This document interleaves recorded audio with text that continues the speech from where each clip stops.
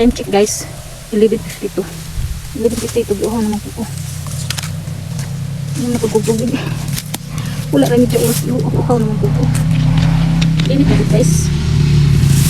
Init din guys. Init.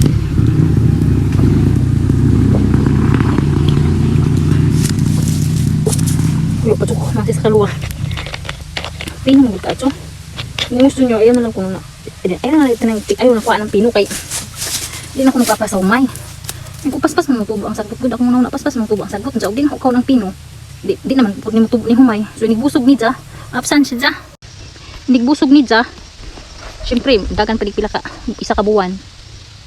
Hantod anihon. Mura pa may naman, mura ma-absent siguro eh.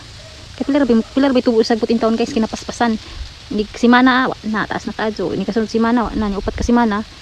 Ma-absent so sige hapon siya, pero at least I mean ma-absent siya sa sagbot pero hinog ay kanang anihuno na ba siya ba? Baw. Plano ko ginan ho. Paano nagpino no? Ang kana mga dagko, ug mga dagko ra murag humana anta ko ning duha ka luwang.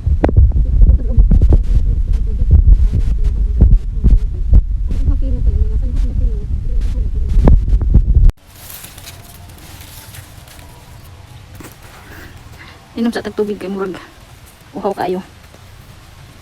Inom tag royal guys.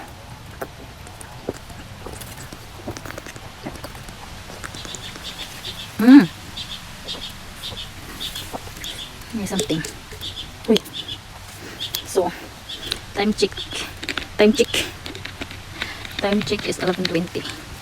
So, napakoy oras. Pwede ka ba?